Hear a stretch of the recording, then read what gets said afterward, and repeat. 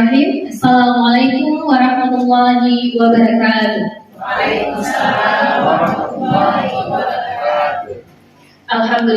Alhamdulillah ya rabbil alamin. Wassalatu wassalamu ala asyrafil anbiya'i wal mursalin wa ala alihi wa sahbihi ajmain. Amma ba'du. Pertama-tama dan yang paling utama, marilah sama-sama kita panjatkan puji dan syukur kehadirat Allah, yang mana dengan berkat dan rahmat-Nya lah kita semua hari ini bisa berkumpul di ruangan SMA Negeri 1 Sigli kita ini.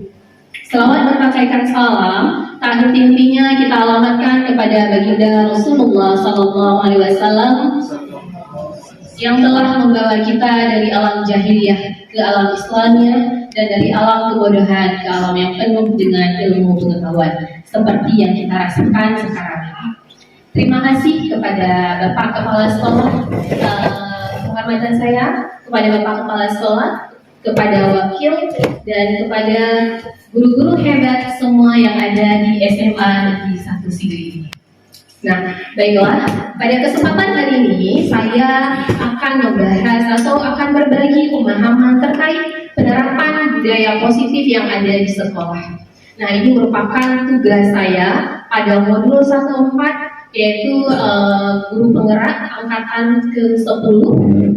Di sini saya akan berbagi tentang sedikit bagaimana itu budaya positif yang ada di sekolah. Nah, tentunya jika seseorang mendapat tekanan dari lingkungan, maka proses pembelajaran akan sulit terjadi. Dan salah satu tanggung jawab kita sebagai pendidik adalah menghilangkan atau mencabut gangguan yang menghalangi proses pengembangan potensi murid. Oleh sebab itu, perlu menciptakan budaya positif di sekolah. Nah, budaya positif dapat terwujud melalui lingkungan yang aman, nyaman, dan memberikan murid kebebasan untuk berproses. Belajar membuat kesalahan dan belajar lagi dari kesalahan sehingga mampu menerima dan menyerap suatu pembelajaran. Jadi, sebagai seorang guru, kita itu harus membuat siswa kita senyaman mungkin di sekolah.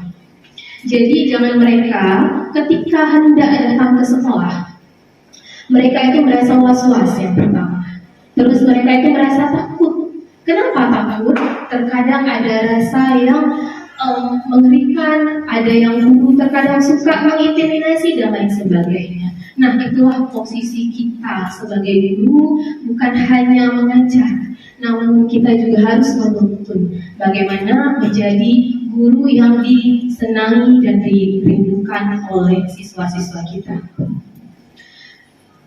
Nah, selanjutnya ada bagaimana tujuan mewujudkan budaya positif, yaitu dengan membentuk keyakinan kelas dan menumbuhkan motivasi internal melalui penerapan disiplin positif dan menumbuhkan nilai-nilai kebajikan. Selanjutnya, mengambil posisi kontrol sebagai manajer dalam melaksanakan segitiga restitusi dalam menyelesaikan masalah. Nah, jadi disinilah fungsi kita sebagai guru, membuat keyakinan kelas.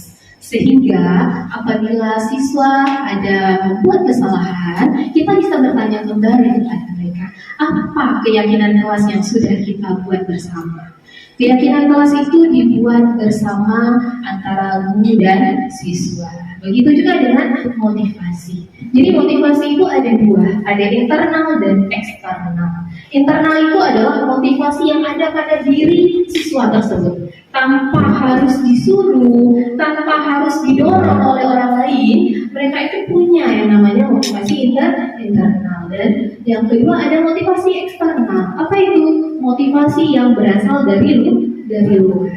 Nah, selanjutnya kita juga bisa menunjukkan nilai-nilai kebajikan. Banyak ya nilai-nilai kebajikan tentunya yang sudah kita buat dan menjadi posisi manajer. Selanjutnya, tolak ukur. Nah, jadi bagaimana bisa terbentuk? Seperti tadi, kita buat keyakinan kelas, kita berikan motivasi kepada siswa, terus kita tumbuhkan nilai-nilai kebajikan, dan guru juga bisa menerapkan posisi manajer. Nah, selanjutnya, menurut Ki Hajar Dewantara. Tujuan pendidikan adalah menuntun kodrat yang ada pada anak agar mereka dapat mencapai keselamatan dan kebahagiaan yang setinggi-tingginya, baik sebagai manusia maupun sebagai anggota masyarakat. Oleh sebab itu, pendidik itu hanya dapat menuntut tumbuh atau hidupnya kekuatan kodrat yang ada pada anak agar dapat memperbaiki lampunya, bukan dasarnya, dan hidup dan tumbuh kekuatan kodrat anak. Jadi tugas kita sebagai guru itu bukan hanya mengajar, namun kita menuntun dia. Nah, ada anak yang terkadang dia itu tidak pintar matematika, ada anak yang pintar olahraga. Yang namanya semua kita pasti punya potensi yang berbeda-beda. Disinilah tugas kita sebagai guru menuntun tumbuh kembangnya. Bagaimana keinginan dia? Dengan cara seperti itu, mereka akan mendapatkan kebahagiaan dan pembelajaran yang lebih bermakna. Nah, bagaimana kira-kira? Apakah kita sebagai seorang guru sudah menerapkan yang dikatakan oleh Ki Hajar Dewantara? Bagaimana Bapak Ibu semuanya? Sudah ya, alhamdulillah, luar biasa. Saya yakin Ibu dan Bapak di sini adalah guru-guru hebat yang pastinya tujuan kita sama ya, menginginkan anak menjadi anak yang berhasil nantinya. Selanjutnya, apa itu budaya positif? Nah, kita pasti sering mendengar kata-kata positif, budaya positif. Bagaimana kira-kira? Ibu bapak semua ada yang tahu apa itu budaya positif? Iya, Ibu, bagaimana?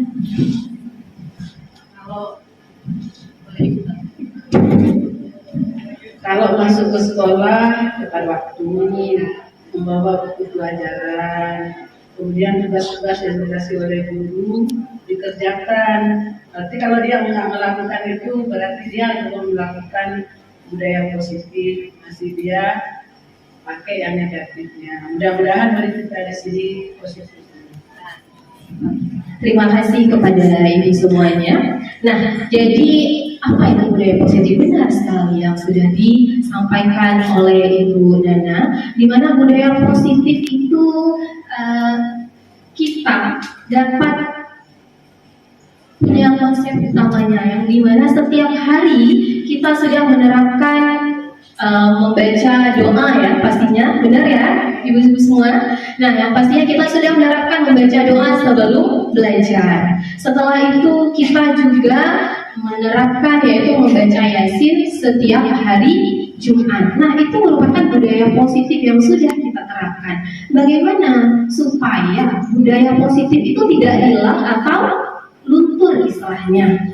Otomatis kita harus setiap saat kita biasakan kebiasaan tersebut sehingga si anak merasa bahwa itu adalah keyakinan yang ada di sekolah kita, sehingga mereka tahu apa tujuannya atau apa yang harus dilakukan sebelum belajar. Nah, selanjutnya kita lihat konsep utama budaya positif. Ada perubahan paradigma belajar. Yang kedua ada disiplin positif yang kita bahas tadi.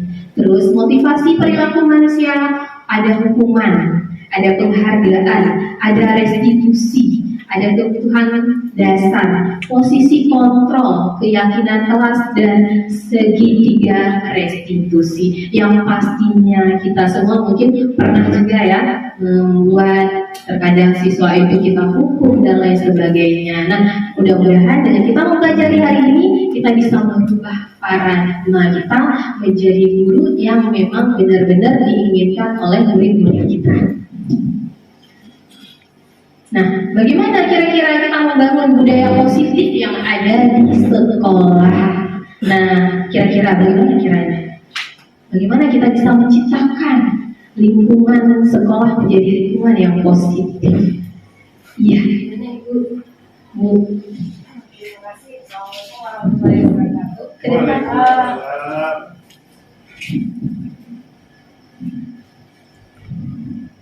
Terima kasih atas kesempatannya. Langsung saja, nama saya Ramaziana. Jadi yang namanya budaya itu adalah kebiasaan yang dilakukan oleh manusia. Tentu di sini adalah siswa kita sebagai anggota atau keluarga dari sekolah, kemudian kita sebagai pendamping atau pembimbing dari guru yang menciptakan paradigma siswa itu terjadi perubahan dari akhlak yang mungkin kurang baik menjadi lebih baik. Itulah yang namanya tugas manusia, memanusiakan manusia. Memang kita ciptakan, sudah ada manusianya, memang kita manusiakan manusia. Kita membangun budaya positif di sekolah dengan hal-hal karena kita alhamdulillah bisa dikatakan 99% di sekolah kita adalah Islam. Maka nuansa yang kita diciptakan di sekolah kita itu tentu dengan membangun nuansa syariat Islam, misalnya dalam kehidupan sehari-hari, budaya salam, sopan santun, bagaimana yang dituntut dalam Al-Quran, bagaimana yang diajarkan oleh guru-guru kita. Saya rasa itu mengenai penciptaan salah satunya dalam membiasakan membudayakan manusia dan menjadikan manusia. Terima kasih kepada Ibu Rama, luar biasa. Ternyata guru kita di sini hebat-hebat semuanya ya. Nah, itu benar sekali. Kita sudah menerapkan hal-hal yang positif. Namun tidak salahnya kita meningkatkan atau menciptakannya lagi ya, supaya lingkungan kita bisa menjadi lingkungan yang lebih positif.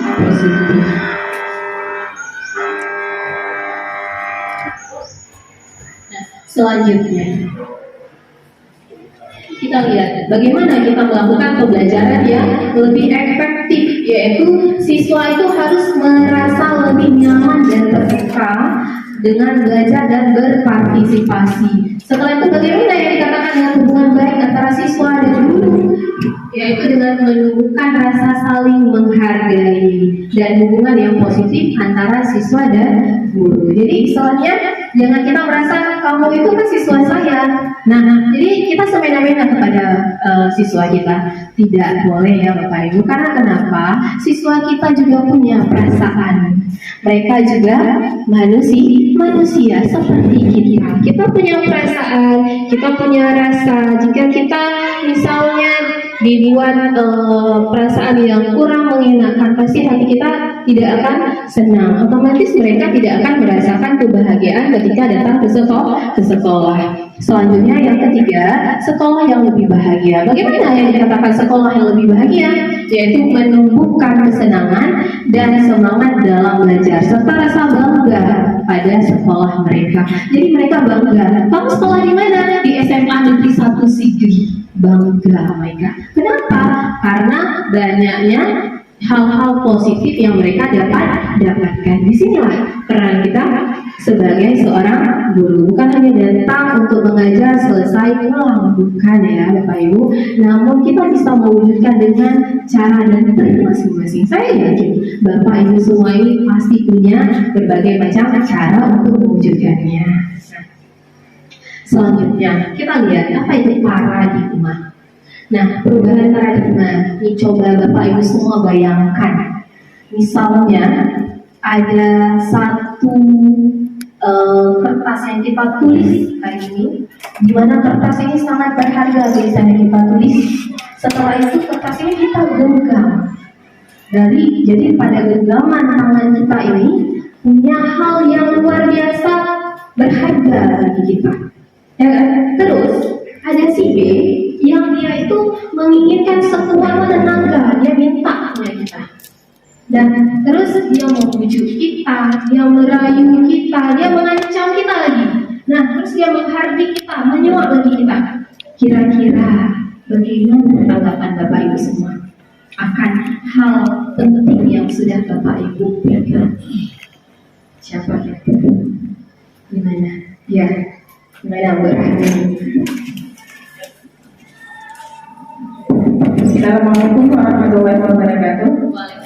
Nama saya Rasila Sriato. Saya akan sedikit menanggapi pertanyaan dari Bu Rika tadi. Menurut saya ya, kalau memang seandainya barang atau sesuatu yang saya genggam itu bermanfaat buat saya, dan kalau tidak ada benda itu, saya nggak bisa hidup, gitu kan? Saya akan mempertahankan sekuat tenaga saya. Tetapi seandainya kalau benda itu tidak terlalu berharga dan saya tidak kalau misalnya benda itu tidak ada sama saya, tidak terjadi apa-apa sama hidup saya akan lepaskan. Mungkin masih ada orang lain yang membutuhkan barang yang ada di tangan saya. Mungkin itu seperti itu. Assalamualaikum warahmatullahi wabarakatuh. Mantap sekali ya, luar biasa. Memang benar sekali, SMA satu luar biasa, guru-gurunya luar biasa. Nah, jadi ada kata Bu Rahmi tadi, jika itu barang berharga akan saya pertahankan jika memang tidak merusak diri saya ya.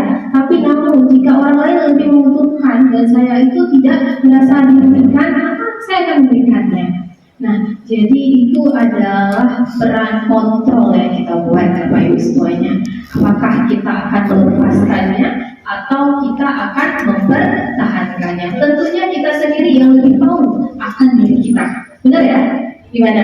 Benar kan? Misalnya nih, hari ini saya punya uang, ya kan? Sehingga uang tersebut jika kita kasih ke orang tapi kita nanti pulang minyak Honda mungkin nggak ada, ya kan? Otomatis kita berikan, kita mikir juga. Nah, jadi istilahnya yang memegang kontrol akan diri kita itu adalah kita sendiri. Begitu juga dengan siswa-siswa kita. Mereka juga punya kontrol akan diri mereka sendiri. Jadi kita nggak bisa memaksa sesuai kehendak kita. Terkadang kita sering ya memaksakan mereka. Kamu ini itu aja nggak bisa dan lain sebagainya. Jadi kita sudah memaksa kehendak mereka karena kontrol mereka juga terkadang nggak sampai ke situ.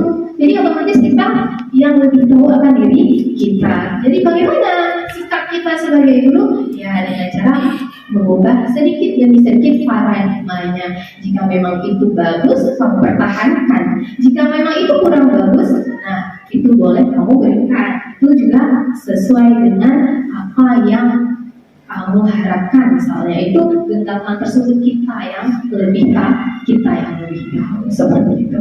Nah, selanjutnya perubahan paradigma. Jadi yang tadinya terkadang ada siswa yang nggak mau, saya nggak mau Bu, saya akan memegang sekuat mungkin. Bisa kita mengatakannya dengan berbagai paradigma sehingga mereka bisa terpikirkan, oh iya juga ya Bu, jika saya berikan apa salahnya? Namanya juga berbagi. Nah, itu bisa kita terapkan kepada anak-anak kita. Jadi kita buat mereka itu juga saling berbagi, punya rasa empati di situ. Kenapa pentingnya rasa empati? Karena mereka itu biar merasakan juga apa yang dirasakan oleh teman-teman yang lain. Nah, selanjutnya kita lihat disiplin. Apa makna disiplin? Nah, disiplin ini berasal dari bahasa Latin yang artinya belajar. Nah, makna asal dari ini berkonotasi dengan disiplin dari murid-murid ya, menurut si Socrates dan Plato. Disiplin diri membuat orang menggali potensinya menuju sebuah tujuan apa yang dihargai. Namun dalam budaya kita makna kata disiplin telah berubah menjadi sesuatu yang dilakukan seseorang pada orang lain untuk mendapatkan kepatuhan. Kecenderungan umum adalah menghubungkan kata disiplin dengan ketidaknyamanan, bukan dengan apa yang kita hargai atau pencapaian suatu tujuan mulia. Nah, kita terkadang ada ya, ketika dibuat sebuah peraturan, kita melaksanakannya itu terkadang bukan dari hati kita. Ada nggak kira-kira? Pernah ya? Pasti pernah. Ada terkadang peraturan tersebut yang kita, nah begitu juga dengan siswa kita. Makanya kita harus membuat yang namanya disiplin itu dengan keyakinan kelas. Nah, selanjutnya nilai kebajikan universal, yaitu profil pelajar Pancasila sesuai dengan pembelajaran kita, yaitu kurikulum merdeka. Yaitu ada yang pertama, ada bernalar kritis, kreatif, mandiri, gotong royong, kebinekaan global, dan kelima yang bertakwa. Itu merupakan poin yang paling penting harus kita tanamkan. Jadi mereka harus tahu bahwasanya bukan hanya pendidikan sekolah yang harus mereka tempuh, namun mereka juga bisa melaksanakan yang namanya kewajiban kita sebagai seorang Islam. Nah, selanjutnya kita lihat lagi. Tadi kita sudah bahas sedikit tentang motivasi. Nah, jadi perilaku manusia itu terkadang termotivasi karena dari luar. Ada yang terkadang dia memang tergerak dari hatinya. Tipe anak itu beda-beda. Benar ya Bapak Ibu?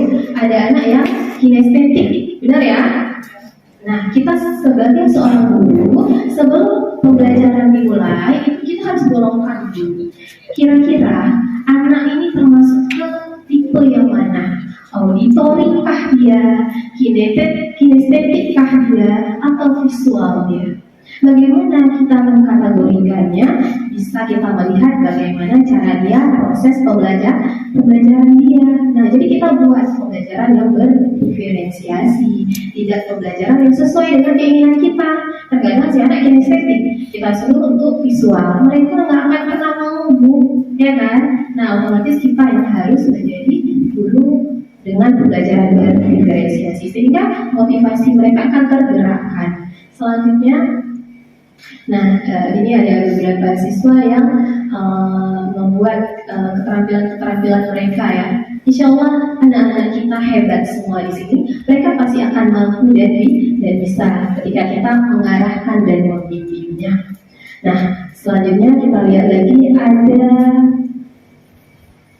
eksplorasi konsep, yaitu tentang teori motivasi, hukuman, dan penghargaan. Nah, di sini saya ingin menanyakan, kira-kira penerapan apa yang pernah Bapak Ibu lakukan di dalam kelas?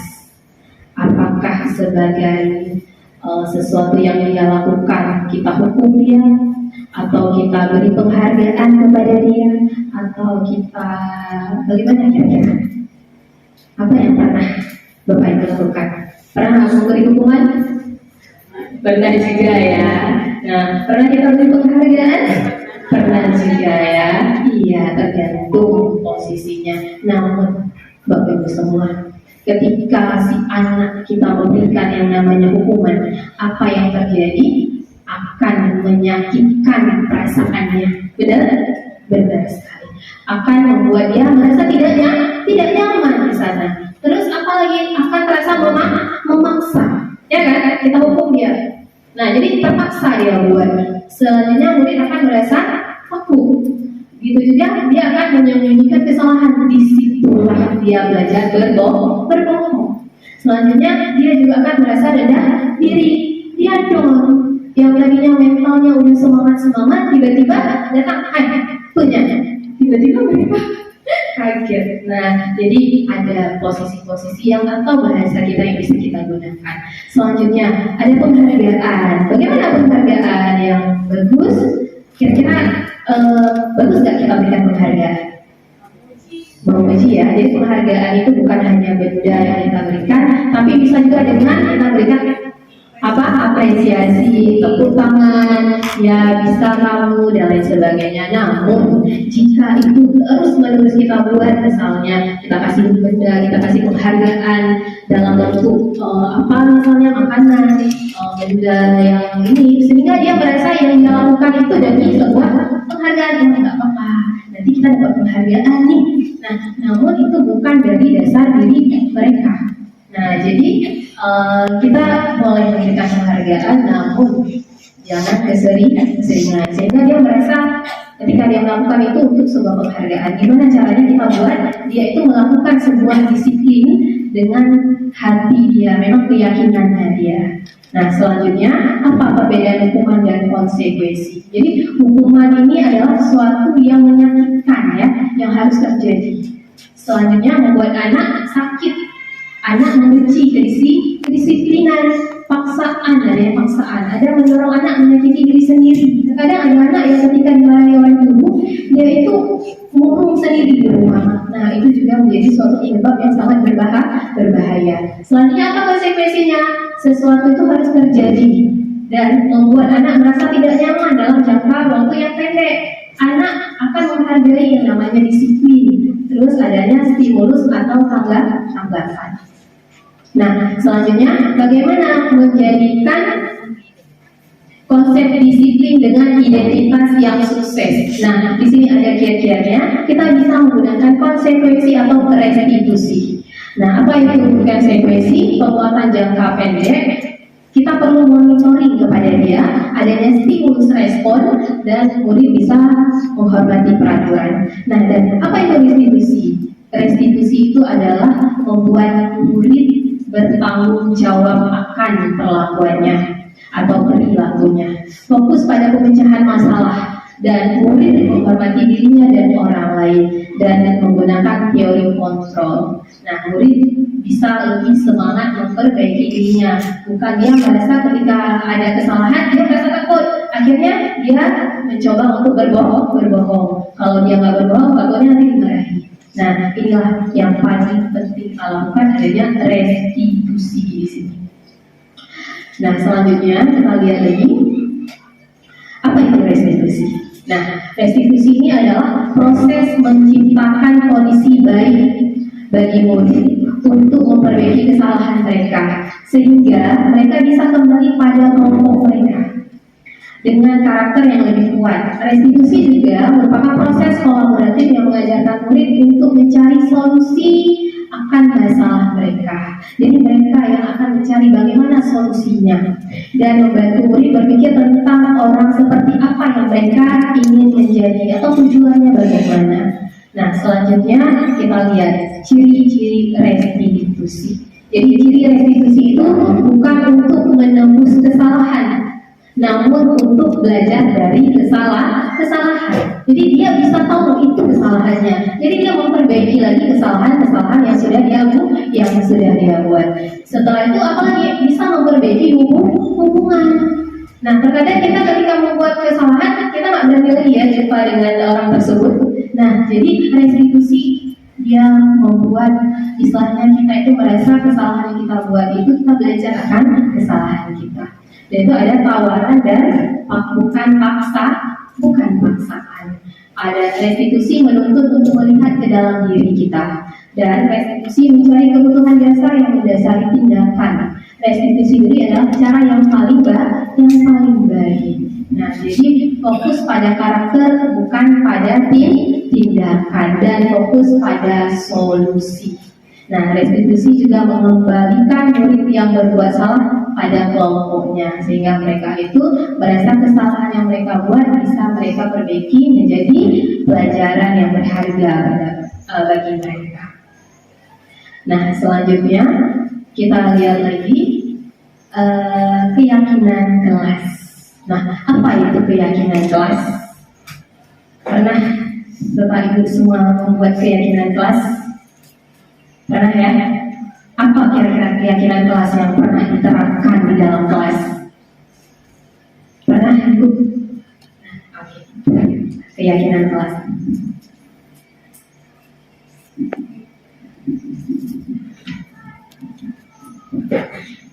Assalamualaikum warahmatullahi wabarakatuh. Nama saya Febri Sadia. Penerapan keyakinan kelas yaitu yang pertama misalnya siswa masuk ke kelas tepat waktu, kemudian misalnya guru sedang menjelaskan materi, siswanya juga mendengarkannya, kemudian kesepakatan kelas misalnya tentang kebersihan kelas, kemudian seperti tadi membiasakan siswanya ketika membuka pelajaran dengan berdoa. Ya, terima kasih. Assalamualaikum warahmatullahi wabarakatuh. Terima kasih Ibu, sangat luar biasa. Pastinya semua kita pernah membuat keyakinan kelas. Nah, di mana keyakinan kelas itu kita buat bersama-sama antara guru dan siswa.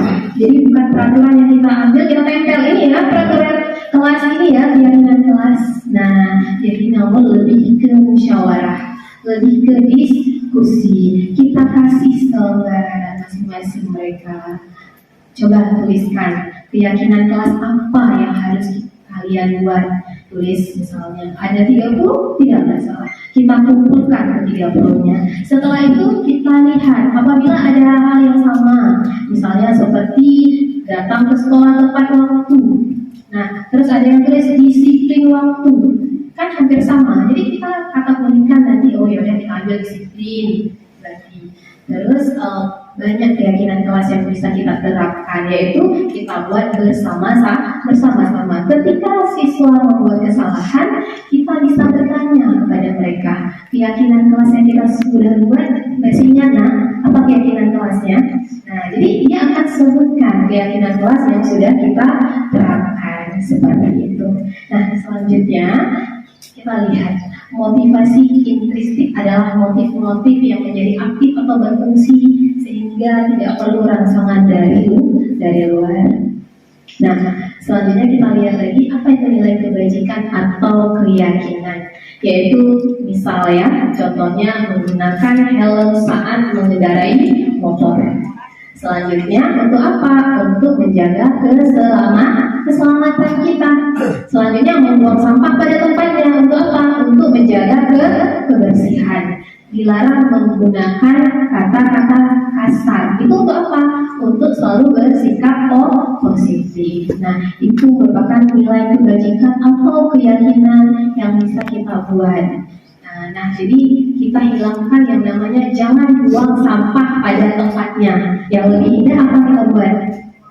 Buanglah sampah pada tempatnya. Istilahnya kata jangan, kata tidak kita ganti dengan kata-kata yang istilahnya lebih membekas dan bermakna pada mereka. Seperti itu, menggunakan helm. Jangan nanti kalau nggak gunain helm ditangkap polisi. Nah, jadi yang terpikir sama mereka, oh hukuman ini.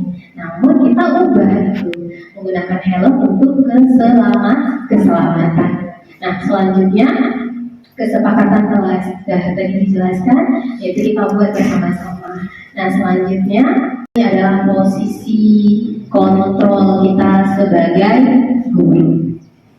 Nah, ada 5 posisi kontrol. Yang pertama ada sebagai penghukum. Yang kedua ada sebagai pembuat orang merasa bersalah. Yang ketiga sebagai teman. Yang keempat yaitu sebagai pemantau. Dan yang kelima sebagai manajer. Nah, sekarang kita akan menyaksikan sedikit video tentang 5 posisi kontrol agar kita tahu kira-kira kita sebagai guru berada pada posisi yang mana. Kecil.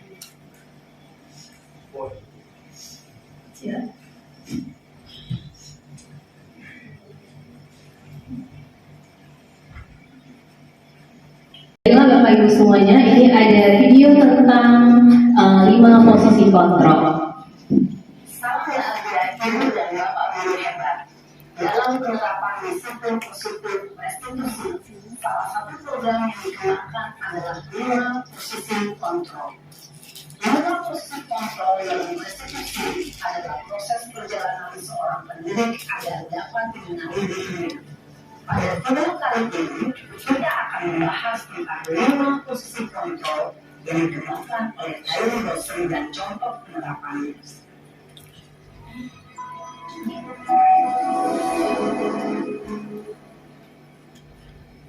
Lima posisi kontrol itu adalah 1. Posisi penghukum. 2. Posisi pembuat rasa bersalah. 3. Posisi teman. 4. Posisi pemantau atau mentor. Dan 5. Posisi manajer.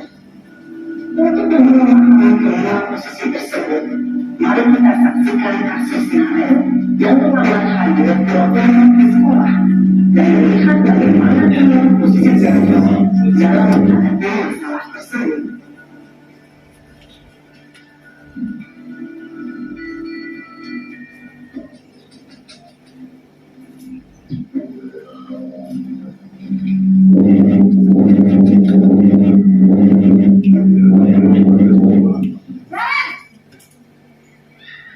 Sini kamu. Selalu terlambat. Kamu deh, pasti terlambat. Maaf Bu, saya Apa? Apa coba? Alasan kamu apa lagi? Kapan sih kamu tidak terlambat? Malas sekali ya kamu jadi anak. saya Dasar pemalas. Gak kapok-kapok sih kamu. Sudah berapa kali terlambat? Sana, kamu keliling lapangan basket. Kenapa saya harus ke lapangan basket, Bu? Kenapa? Kamu melawan ibu? Berani-beraninya jawab. Sudah terlambat, masih berani jawab nggak? Sekarang, keliling lapangan basket 5 kali sekalian. Biar kapok. Cepat. Pergi sana ke lapangan basket. Posisi tertentu biasanya berbicara dengan nada tinggi, menghanyut, menolak peluk, menyakiti, dan menyindir. Pertemuan bisa berupa fisik maupun psikis. Ibu dan bapak guru hebat. Dampak yang terjadi pada murid ketika guru berada pada posisi tertentu adalah murid cenderung akan memberontak, bahkan menyimpan dendam.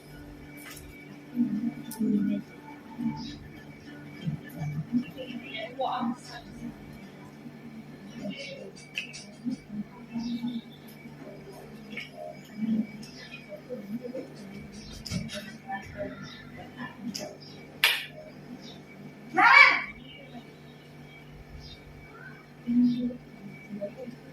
Selamat pagi, Bu. Naren. Kamu kenapa terlambat lagi, nak? Ya Tuhan, Naren. Kamu senang ya bikin ibu susah ya? Kalau kamu terlambat lagi, nanti ibu yang ditegur bapak kepala sekolah, nak. Disangka ibu tidak bisa membina kamu. Gimana ini? Maaf, Bu. Gusti Naren. Kamu suka ya kalau ibu ditegur bapak kepala sekolah? Terus, sekarang ibu harus tulis apa ini di buku absen? Ini kamu sudah sering terlambat loh. Ibu harus apa coba? Maaf, Bu. Maaf sekali. Ya sudah, lain kali jangan bikin ibu susah lagi ya nak ya. Ibu tidak akan kuat lagi kalau kamu begini terus. Bisa jantungan kalau ibu tegur bapak kepala sekolah. Sana cepat kelas. Maaf ya, Bu. Maaf sekali. Posisi pembuat rasa bersalah berbicara dengan nada tenang, cenderung lembut. Namun kata-kata yang diutarakan membuat murid merasa menjadi orang yang gagal. Memandang buruk dirinya sendiri, merasa tidak berharga, dan tidak sanggup membahagiakan orang lain. Ketika guru mengambil posisi pembuat rasa bersalah, murid akan menganggap dirinya yang bersalah dan ia akan menyimpan emosi negatif tersebut di dalam dirinya.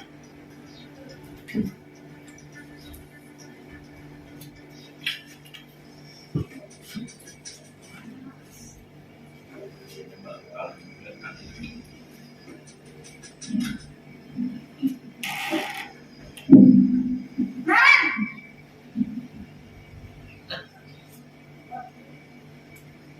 Selamat pagi, Bu. Wah, sudah jam berapa ini nak? Terlambat lagi ya sayang. Iya, Bu. Habis ibu saya lupa bangunkan saya, Bu. Kamu malah menyalahkan ibu kamu. Kamu bukannya anak yang larinya paling kencang. Kok terlambat sih?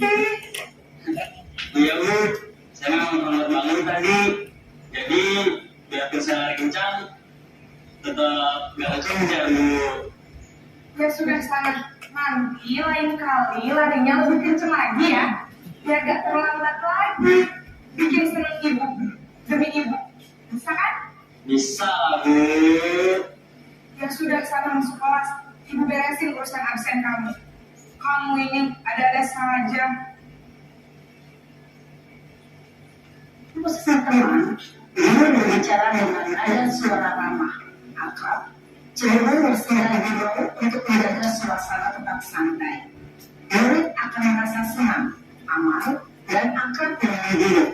Identitas yang tercipta adalah identitas sukses atau berhasil.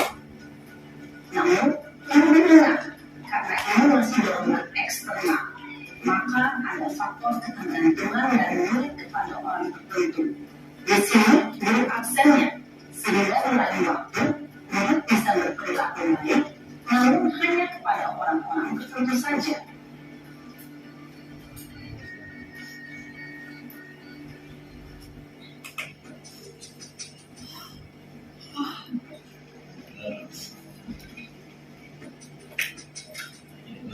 anggotanya.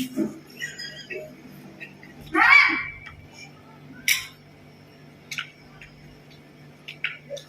Selamat pagi Bu. Naren, apa peraturan sekolah kita tentang jam berapa kita harus masuk sekolah, Nak? Kita harus di sekolah jam 7 Bu. Iya, betul. Sekarang sudah jam 7.20. Naren sudah tahu konsekuensinya jika terlambat hadir. Paham Bu, saya harus tinggal kelas pas jam istirahat selama 20 menit.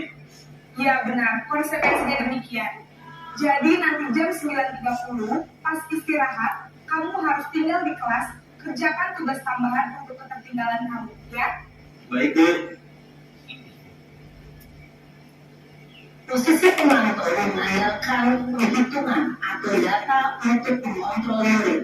Guru mengarahkan murid berdasarkan peraturan dan konsekuensi. Seorang penonton menunjukkan bahasa tubuh dan ekspresi wajah yang datar dan cenderung formal.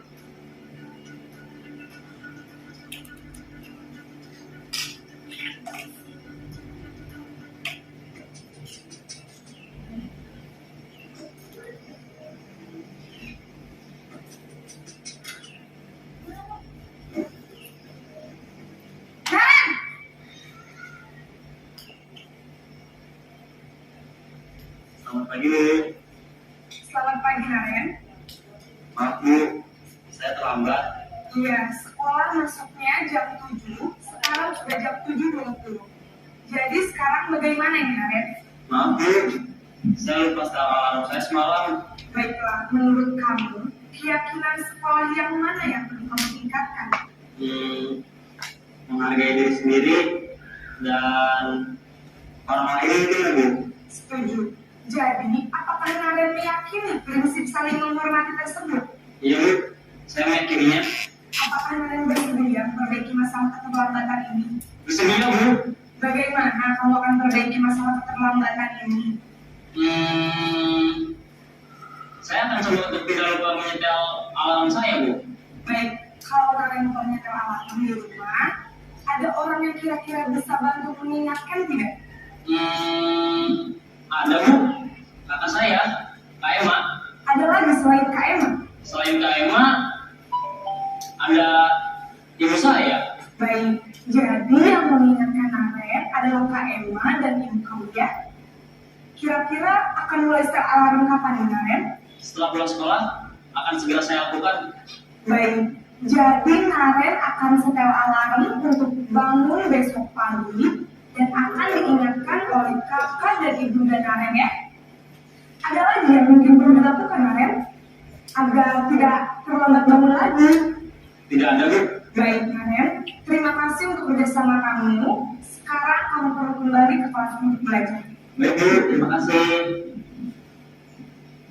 Posisi manajer adalah posisi kontrol yang disarankan untuk membimbing murid memiliki sikap disiplin yang positif, yaitu murid yang mandiri, bertanggung jawab, dan dapat mengerjakan masalah. Tujuan dari posisi ini adalah agar murid dapat berefleksi atas tindakannya. Guru akan dengan terus memberikan pertanyaan-pertanyaan bermakna, sehingga membuat murid dapat belajar dari kesalahannya dan mencari sebuah solusi untuk menyelesaikannya.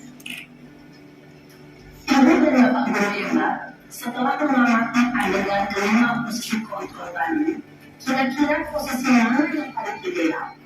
Posisi mana yang dapat menunjang motivasi intensif? Ya, tentu posisi manajer. Posisi ini memang posisi ideal yang perlu dituju setiap pendidik. Pada posisi inilah, guru dapat menerapkan disiplin positif yang berpihak pada murid dan memerdekakan murid. Perjalanan seorang pendidik tentunya tidak mudah untuk sampai pada posisi seorang manajer. Namun, tujuan kita pasti, yaitu menciptakan murid-murid yang mandiri, merdeka, dan bertanggung jawab. Semoga penggambaran 5 posisi kontrol yang telah diperlihatkan ini dapat menjadi ajang refleksi bagi kita semua, agar dapat terus mengasah dan menerapkan disiplin positif yang memerdekakan diri. Mari terus berlatih dan bersemangat. Selamat menerapkan. Salam yang bahagia, Ibu dan Bapak Guru hebat.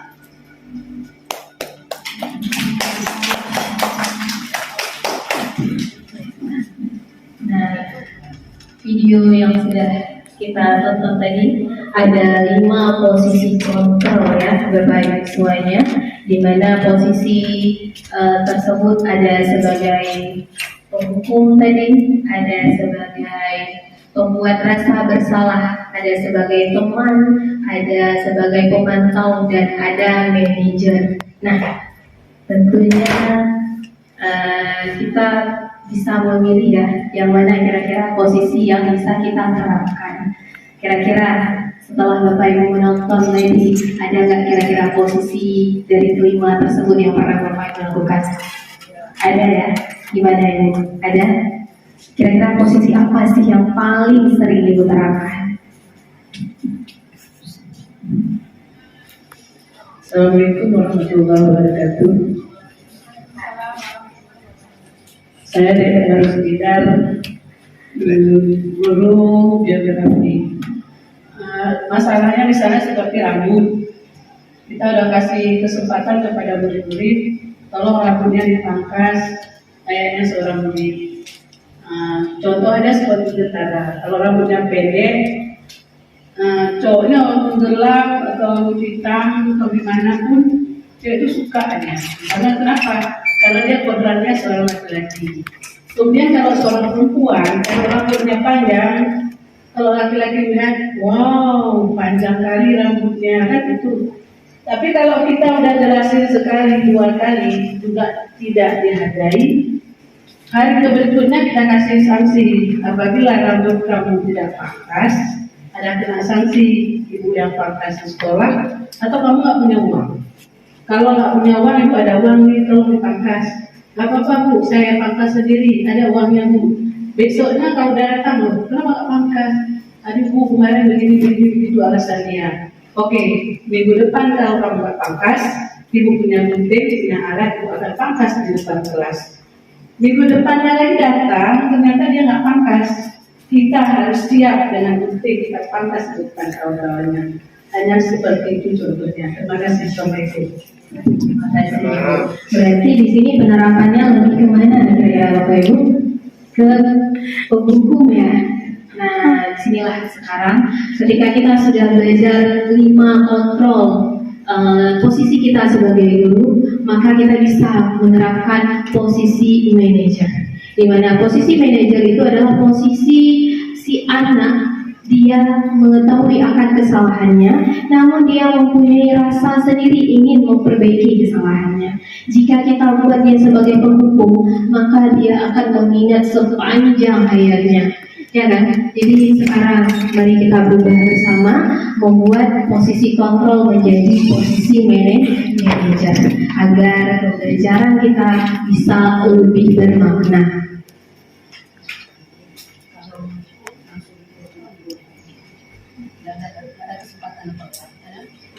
Nah, selanjutnya kita melihat ada segitiga restitusi. Apa itu segitiga restitusi? Segitiga restitusi adalah segitiga di mana ketika ada sebuah permasalahan, kita seorang guru itu membuat masalah tersebut bisa terselesaikan dengan bagaimana? Yang pertama, dengan menstabilkan identitasnya. Setelah itu kita validasi kebutuhannya, dan yang terakhir yaitu kita menanyakan keyakinan yang sudah dia buat atau kita buat bersama. Contohnya, ketika ada anak yang terlambat datang ke sekolah, kita sering ya terkadang menegurnya tanpa bertanya apa kesalahan yang dia perbuat. Kenapa kamu hari ini terlambat? Nah, jadi dia belum tahu mau jawab apa, langsung kita menghardik dia. Nah, bisa kita tanyakan dengan kata-kata yang lebih bagus lagi. Kenapa nak kamu terlambat hari ini? Apa penyebabnya? Kita tanyakan dulu apa penyebab yang dia alami. Kita tidak pernah tahu apa yang terjadi pada dia di rumahnya, ya kan? Jadi tiba-tiba ada masalah, kita hardik dia lagi dengan tanpa kita mendengar apa yang ingin dia sampaikan kepada kita. Nah, kita buat dulu, menstabilkan identitasnya. Selanjutnya dia baru menjelaskan nanti. Apa menjelaskannya? Dengan validasi kebutuhannya. Bu, maaf saya terlambat. Iya, kenapa? Dikarenakan saya tadi malam telat tidur, Bu. Iya, tentunya semua kita pernah telat tidur. Namun, pasti ada kan sebabnya kenapa kamu bisa terlambat. Kita tanyakan lagi. Kita juga bisa menyampaikan kalau kita juga pernah telat tidur. Nah, setelah itu dia jelaskan lagi, Bu, karena saya nonton Bu tadi malam, makanya saya telat tidur. Setelah itu kita masuk ke keyakinan. Kita tanya keyakinan. Kamu tahu kan keyakinan sekolah kita apa? Nah, otomatis kita harus tanya, sudah kita bentuk keyakinannya. Iya Bu, saya tahu harus datang tepat waktu. Jadi dia sendiri, inisiatif dia sendiri mengatakan, iya Bu, saya tahu apa keyakinannya. Dia mengatakan misalnya jangan datang ke sekolah tepat waktu Bu. Nah, jadi yang kamu lakukan bagaimana? Kita tanyakan lagi kepada dia. Iya Bu, saya minta maaf. Jadi bagaimana ke depan supaya jangan terlambat lagi? Saya setel alarm Bu. Nah, itu posisi yang paling penting adalah posisi kita sebagai guru mengontrolnya. Itu kita sudah menggunakan yang namanya segitiga residu. Mudah-mudahan dengan 5 posisi kontrol yang sudah kita tonton bersama tadi, ada segitiga restitusi juga, kita bisa menjadi guru yang lebih baik lagi ke depannya. Kita bisa menjadi guru yang memang dirindukan dan dinanti-nantikan kehadirannya. Bukan ketika kita nggak datang mereka malah hore, senang guru tersebut nggak datang. Tapi ketika kita tidak datang mereka bertanya-tanya. Kenapa? Karena tadi kita tidak langsung menghadirnya, yaitu kita membuat validasi kebutuhannya itu apa. Kita tanyakan dulu. Selanjutnya kita tanyakan keyakinannya. Oke, cuma ini yang bisa saya sampaikan. Terima kasih kepada Bapak dan Ibu guru hebat SMA Negeri 1 Sigli yang sudah berpartisipasi pada hari ini. Alhamdulillah kita sudah menonton tadi 5 posisi kontrol guru. Mudah-mudahan kita semua yang ada di sini bisa menjadi posisi kontrol manager. Dan saya juga berharap semua Bapak guru hebat di sini bisa bergerak dan menggerakkan komunitas pembelajaran praktisi yang ada di sekolah kita, dan tentunya nanti mudah-mudahan bisa juga menjadi calon guru penggerak ke depannya. Sekian, billahi taufiq wal hidayah. Assalamualaikum warahmatullahi wabarakatuh.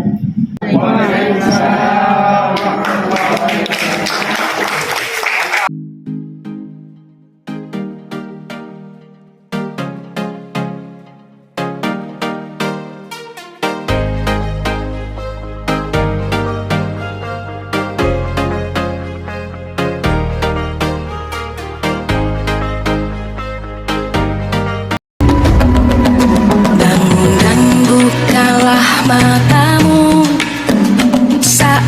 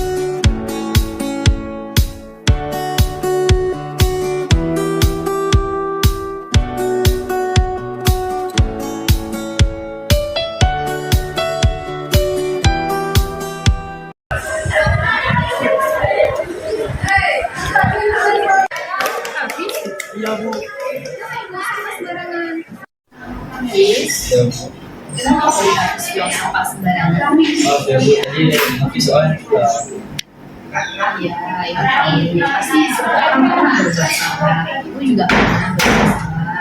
Dan kamu pasti punya alasan kan? Kenapa kamu buang sampah sembarangan? ya Bu, soalnya kan tadi Hafiz buru-buru tuh Bu, tapi harus buang sampah dulu karena dulu di dalam kelas suruh buang sampah dulu. Sedangkan Hafiz belum buat tugas kimianya Bu. Seperti itu.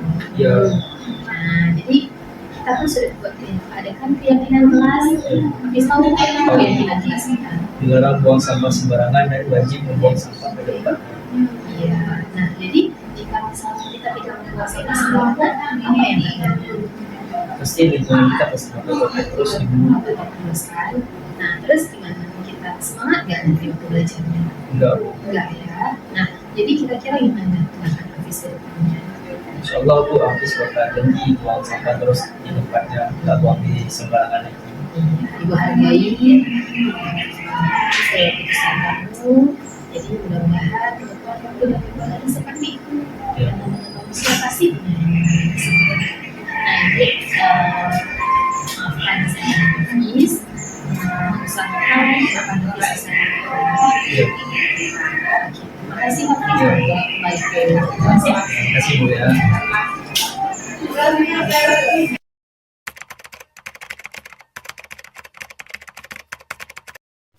Nah, jadi Kak Cut di absensi kelas dalam minggu ini, Ibu lihat Cut udah 3 kali nggak datang sekolah. Kenapa Cut? Karena paginya saya terlambat bangun Bu. Karena terlambat bangun. Apa penyebabnya kamu terlambat bangun? Karena malam susah tidur Bu. Karena malam susah tidur. Nah, Ibu juga pernah mengalami hal yang sama. Malam terkadang susah tidur. Namun ada penyebabnya kan? Kenapa kita bisa susah tidur? Karena malam itu saya setiap malam itu nonton drakor Bu. Jadi paginya nggak selalu bangun. Kamu nonton drakor. Iya Bu. Jadi paginya udah nggak sanggup bangun. Sehingga telat ke sekolah. Jadi gimana itu? Bagus nggak kira-kira? Enggak ya. Kamu masih ingat nak keyakinan kelas yang kita buat? Apa keyakinan kelas kita?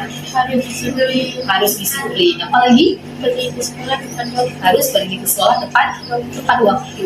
Terus Cut gimana? Ya. Ya gimana ya itu? Nggak tepat waktu. Ya. Terus gimana caranya supaya Cut jangan terlambat lagi datang ke sekolah? Kalau nggak bisa dengar alarm, suruh bangunin sama rumah. Suruh bangunin sama mama. Ya, berarti kamu buat alarm, terus kamu bangunin sama mama. Ya. Nah, jadi gimana janji ke depan kamu bisa janji sama ibu nggak selama lagi datang sekolah? Bisa ya. Oke. Terus Tapi Bu, udah terlambat sekali. ya, ibu terima permohonan maaf kamu, tapi ke depan usahakan jangan terlambat lagi ya. Tapi Bu, sekali lagi. Nah,